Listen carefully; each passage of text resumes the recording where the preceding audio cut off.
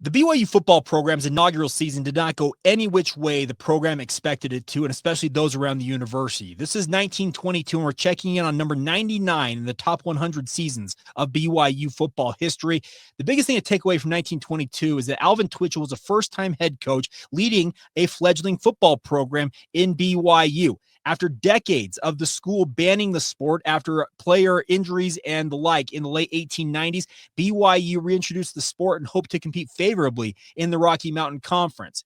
Rivalries with Utah and Utah State were never far from the history of BYU football, and it started from the very get-go, with both the Aggies and the Utes petitioning and denying BYU the opportunity to field freshman football players, a courtesy that had been extended to other programs who had joined the Rocky Mountain Conference in the years before BYU entered the fray.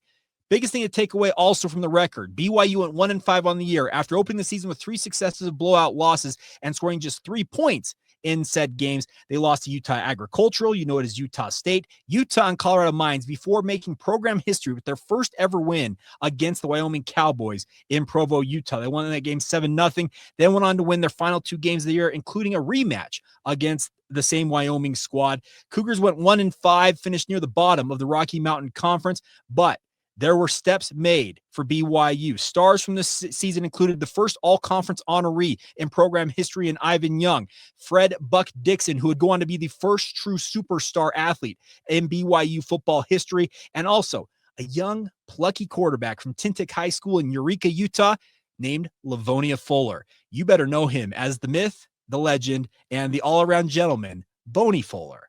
All right, check back next time as we check in on 1963. We're fast-forwarding 4 decades to talk about the Cougars and that ill-fated 1963 season, number 98 in our countdown. We'll be doing this all summer long. Make sure to check back every single day with us here on Locked On Cougars, your daily podcast focused on the BYU Cougars.